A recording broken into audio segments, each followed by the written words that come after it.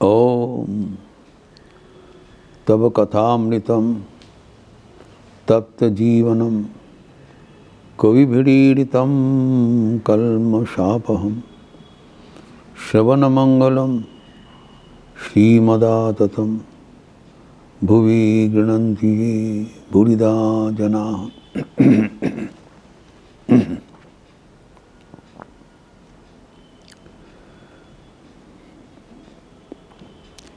शारीरिक तप के अंतर्गत ब्रह्मचर्य पालन के बाद चल रहा था। दीर्घ चर्चा हुआ।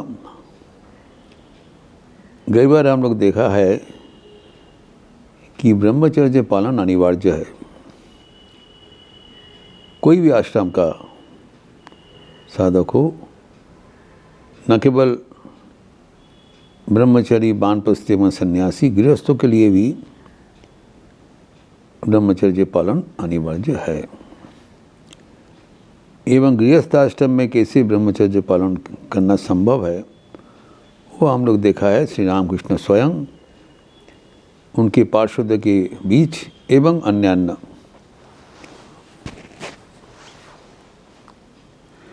जो पहुंचा हुआ भक्तगण है, ये सब वही पंथा से गया है। नान्य पंथा विद्यते अयोनाय, दूसरा कोई चैनल नहीं है कि ब्रह्मचर्य भी हम पालन ना करें एवं ईश्वर की अनुभूति होते रहे। ये संभव नहीं है। क्यों नहीं है, ये हमें थोड़ा समझना चाहिए। साइंटिफिकली, वैज्ञानिक दृष्टि से अगर हम समझें तब मन में कोई द्विधा नहीं रहेगा। ये कोई विश्वास के बात नहीं, यहाँ पर कोई अलौकिक तत्व नहीं है। ये हमारे शरीर का गठन, मन का गठन एवं हमारे आध्यात्मिक चेतना के साथ जुड़ी हुई है। वाई ब्रह्मचर्य इज एब्सोल्युटली नेसेसरी। कारण यही है कि हमारे भीतर जो आध्यात्मिक जागृति, जो शक्ति हमारे भीतर छिपा हुआ है, वो शक्ति को जागृत करके हमें इसको क्रियान्वित करना पड़ेगा। तो समझना चाहिए what is the spiritual journey we have to undertake. कहा जाता है कि हमारे सारे आध्यात्मिक शक्ति हमारे शरीर के भीतर ही सुप्त रूप से विद्यमान है, in a potential form. Swami Vivekananda कहते हैं each soul is potentially divine. हम लोग के भीतर शक्ति है, लेकिन वो सुप्त रूप से है, सक्रिय नहीं है। It's not active in A passive वे। ये जो सुप्त रूप में जो हमारा आध्यात्मिक शक्ति है, उसको विकसित करना ही आध्यात्मिक चेतना है। ये कहते हैं जागरण चाहिए। वी आर ऑल कि बेहोश है, बेहोश नहीं है। हमारे भीतर जो आध्यात्मिक चेतना वो सुप्त है, उसको जगाना चाहिए। इसको ईश्वर लाभ कहलाता है। तो योगीगण ये आविष्कार किया है, इसके लोकेशन कहाँ है, स्थान कहाँ है, सुप्त रूप से जो शक्ति है वो हमारे शरीर में कहाँ पर निद्रित है। इन्होंने कहा ये हमारे रीढ़ का हड्डी से सर्वनिम्न जो स्थान है वहाँ पर ये सुप्त रूप से विद्यमान है, at the base of our spinal cord. ये एनाटॉमी का बात है, साइंटिफिक बात है। हमारा एनुअल स्पाइनल कॉर्ड हम जानते हैं, और इसके जो बेस में at the end it is lying in a potential form. और आध्यात्मिक जो जागरण हुआ है, वहाँ से उनको जागृत करना। तो ये जो रीढ़ का हड्डी जो है, इनको इन लोग 7 स्तर में विभाजित किया है, 7 लोकेशंस। ईच जो स्थान है उसको एक चक्र का नाम से कहा जाता है, टेक्निकली नोन एज चक्र। अभी ये चक्र से जब वो शक्ति का उत्थान होता है तो एक एक चक्र में एक एक अनुभूति होता है। नाउ यही है आध्यात्मिक जागरण का कहानी। प्रत्येक चक्र का अलग नाम है, अलग लोकेशन है एवं अलग उनके एक कमल से पहचाना जाता है। प्रति जगह में एक सूक्ष्म रूप से कमल विद्यमान है। वो कमल प्रस्फुटित नहीं है और वो अधोमुख है। जब ये शक्ति का जागरण होता है, एक शक्ति को कहलाता है कुंडलिनी शक्ति। कुंडलिनी क्यों? क्योंकि शक्ति एक जो सांप का जैसे कुंडली पका के सांप एक जगह में निद्रित रहता है, वैसे ये शक्ति वो कुंडलीबद्ध है, कॉइल्ड अप एनर्जी। सांप, विशाल सांप का देह है, एकदम कुंडली काट के चुपके से एक झुड़ी के भीतर रहता है। लेकिन सांप जब जागृत होता है तो सीधा होके फन विस्तार करते हैं, वैसी है। इसीलिए उसको उदाहरण से कुंडलिनी शक्ति कहलाता है। और वो जहाँ पर निद्रित रहता है वो चक्र का कहलाता है मूलाधार। मूलाधार, बेस, वही हमारा सबसे में जो repository of all our spiritual energy. Every man, प्रत्येक के भीतर समान परिमाण है। जो सुप्त शक्ति को जितना जागरित करेगा वो उतना ही आध्यात्मिक रूप से प्रभावित होगा। साइंटिफिक मैटर है। इसमें ब्रह्मचर्य का क्या रोल है वो हम बताएंगे। जब ये शक्ति को जागरित किया जाता है, वो जागरित करने का अनेक प्रकार प्रक्रिया है। तो ये एक प्रक्रिया के एक योग कहलाता है, ताकि ये इसको जागरित हो सके। जागरित हो के क्या, इसके जर्नी क्या है ना, ये शक्ति जब जागरित होगा वो धीरे धीरे इनका जो मार्ग है वो है ऊर्ध्वगामी, ये ऊपर में जाएगा। तो इसको जो ओरिजिनेशन क्या है, मूलाधार, बेस ऑफ द स्पाइन। और गंतव्य स्थल क्या है, डेस्टिनेशन, आखिरी डेस्टिनेशन वो है सहस्रार, मस्तकोपरि। तो ये जो हमारी आध्यात्मिक शक्ति है, कुंडलिनी शक्ति है, वो मूलाधार से जैसे जागृत हुआ, जागृत होने के बाद तो वो फिर मूव करना चाहेंगे, नीचे अब जा नहीं पाएंगे कि वहाँ पर दारुद्ध है, बेस है। इसको जाना है तो ऊपर से उठना पड़ेगा। तो रीढ़ का हड्डी का भीतर जो जगह है वहाँ से ये धीरे धीरे ऊपर में उत्थित होता है। उस समय कहलाता है इसका आध्यात्मिक जागरण हो रहा है। हुआ नहीं, फाइनल नहीं हुआ।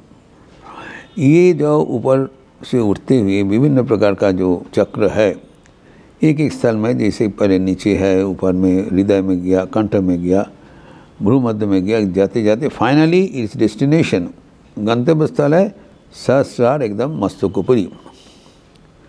अगर वहाँ पर किसी प्रक्रिया से पहुँच गया शक्ति, तब आध्यात्मिक जागरण कंप्लीट हो गया। वहाँ पर परम शिव बैठे हैं और ये शक्ति बैठे हैं। जब शिवा शक्ति के मिलन होता है तब हमारा एक आध्यात्मिक चेतना उन्मोचित हो जाता है। उस अवस्था का कहलाता है समाधि। वो यहाँ की डेस्टिनेशन है। तब हम आध्यात्मिक क्या अनुभूति परिपूर्ण रूप से उपलब्धि करते हैं। उससे पहले वो सावधानी से वो शक्ति का परिचालना करना पड़ेगा। अगर बीच में शक्ति इधर उधर चला गया तो मुश्किल है। इसी कारण हमें समझना पड़ेगा कि ये जो शक्ति नीचे से ऊपर गया उसका यात्रा पथ कैसे रहता है। डेस्टिनेशन बता दिया, नीचे से आपको ऊपर में उठाना है ना। ऊपर में जो उठेगा तो ऐसे तो नहीं उठेगा, ये कुछ शक्ति का ज़रूरत होता है। जैसे भूतल में जो नीचे ज़मीन के नीचे अंडरग्राउंड में पानी है, तो अंडरग्राउंड पानी है, उसको खींचने के लिए पंप का ज़रूरत है, शक्ति का ज़रूरत है, यू नीड ए पावर। तो यूँ उसको पावर में पानी खींच के आप मान लो जो एक बिल्डिंग का छत में टंकी में पहुंचाना है, तो पंप करना पड़ेगा, नीडेड एनर्जी। तो हमारे भी शरीर में जो आंतरिक जो पावर है वो उसको ऊपर में भेजने के लिए प्रवेशित करते शक्ति का ज़रूरत है। तो शक्ति कहाँ से मिलेगा? हमारे शरीर से मिलेगा। शरीर में हम लोग जो खाते हैं, भोजन करते हैं, अन्न जब पक जाता है, पच जाते हैं, तो अन्न से क्या होता है? अन्न से शोणित होता है, जो रक्त होता है, फिर नाना प्रकार की शक्ति होती है, मांसपेशी होता है, हड्डी समस्त होता है। उसके बाद वो शोणित का जो रक्त का जो सार अंश है उसमें वो घनीभूत होकर वो बीज जैसे रूपांतरित हो जाता है। बीज जैसे ओजस बनता है। ये ओजस ही हमारी शक्ति है जो हमें कुंडलिनी शक्ति को ऊपर में ले जाएगा। तो पहले जो उसको प्रकाश है, जो रक्त है, वो बीज से रूपांतरित हुआ, और बीज का अगर हम रक्षा करें तो वो ओजस में रूपांतरित होगा। That is the driving force. अभी जैसे शक्ति का जागरण हुआ तो वो पहले इसको एक एक करके उनका स्टेशन अतिक्रम करेगा। तो वो पहले जो चक्र में आएगा वो है स्वादिष्ठान। इस सब चक्र का जो अधिष्ठान है रीढ़ की हड्डी के भीतर, तो समझाने के लिए कहाँ पर है, corresponding to our level of genital organ. हमारे जो सेक्सुअल ऑर्गन है उस जहाँ पर है वहाँ पर से अगर रीढ़ की हड्डी में एक अवर हॉरिजॉन्टल लाइन आप डालेंगे, और जहाँ पर जो रीढ़ की हड्डी में क्रॉस करेगा वही पॉइंट है, हॉरिजॉन्टल और परपेंडिकुलर वर्टिकल, जहाँ पर Y axis and X axis जहाँ मिलेगा, that point is called Swadhisthana. द्वितीय चक्र। स्वादिष्ठान में आने से हमारे जो genital organ becomes excited, sexual organ becomes excited. जहाँ पर जाएगा वो धक्का लगाएगा।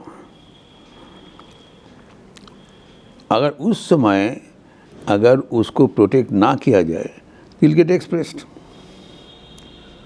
तो फिर और ऊपर में जाने का शक्ति नहीं रहेगा।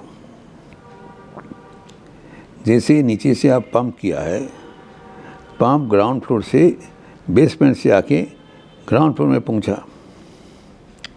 अगर ग्राउंड फ्लोर से अगर सब जगह में टैप खुला है, वो टैप से सारा पानी निकल गया, तो टैंकी, छत का टैंकी भरेगा कैसे? तो जब सेक्सुअल ऑर्गन से हमारा जो शक्ति निकल जाता है तब हम बीर्यहीन हो जाते हैं।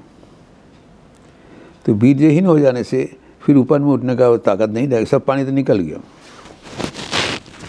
फिर आप नीचे से पानी पंप करें, फिर वो जो टैप खुला है सब चले जाए। तो अगर वो टैंक, वो जो पाइप अगर टैप खुला रहेगा तो ऊपर में जाने का पानी बचेगा नहीं। इसीलिए कहा जाता है बीर्य धारणम ब्रह्मचर्य। अगर वो पानी रह जाएगा और तो टैप बंद करना पड़ेगा। इसलिए कहा जाता है ब्रह्मचर्य पालन जरूरी है। आपका यू हैव टू मेक, ये शक्ति एक है, शक्ति दो नहीं है। एक ही शक्ति, अगर उसको हम ग्राउंड फ्लोर में खुला छोड़ दे वो चला जाए, नहीं तो उसको बंद करके ऊपर में भेजे तो अच्छा पहुँचेगा, पानी चाहिए। तो इसीलिए कहा जाता है जो शक्ति यहाँ से चले जाते उसको कहलाता है काम। और काम शक्ति अगर प्रतिहत करते वो कन्वर्ट होता है प्रेम में। फिर कहा जाता है कि आत्मेंद्रिय प्रीति इच्छा तारे बोली काम, कृष्णेंद्रिय प्रीति इच्छा थोड़े प्रेम नाम। अगर हमारा पर्सनल आत्मेंद्रिय प्रीति अच्छा, our sexual energy is controlled, नियंत्रित है, तो वही काम शक्ति प्रेम शक्ति में रूपांतरित होगा, जो कि भगवान लाभ के लिए जरूरी है। शक्ति एक है, if it is utilised for physical desire, sexual enjoyment, तब वहाँ पर रुक जाएगा, फिर आध्यात्मिक शक्ति का उन्मेष कैसे होगा। इसलिए कहा जाता है कि सेक्सुअल कंट्रोल ब्रह्मचर्य जो बताया गया, नाना प्रकार का जो अष्टमैथुन इत्यादि, वो वर्जन करना, ताकि वी रिमेन सेक्सुअली प्योर। और टैप बंद करना बहुत ज़रूरी है, नहीं तो छाती में टंकी के पानी पहुँचेगा नहीं। तो अभी जब वो बंद करेंगे तब धीरे धीरे उसको उत्थान होगा, और उत्थान होके कैसे अगर ऊपर पहुँचेंगे, इसका विस्तार हम अगले दिन करेंगे। ओम शांति शांति शांति। हरि ओम तत्सत। श्री राम कृष्णार्पणमस्तु। आज सोमवार है, लेकिन कल से स्वामी विवेकानंद के जन्म जयंती पालित होगी। 6 दिन व्यापी विस्तृत कार्यक्रम से इसका विस्तार आप सबको हम लोग बता दिया। आपका इंटरनेट से आपको पता चलेगा। कल सुबह से विस्तृत कार्यक्रम स्वामी जी का और विशेष सत्प्रसंग भी है। कल सुबह में Swami Vivekananda the eternal friend of Shri Ramakrishna. तो अवश्य दिन भर व्यापी कार्यक्रम है। कल से आप सबका स्वागत है। अच्छे रहिए, स्वस्थ रहिए, आनंद में रहिए। नमस्कार।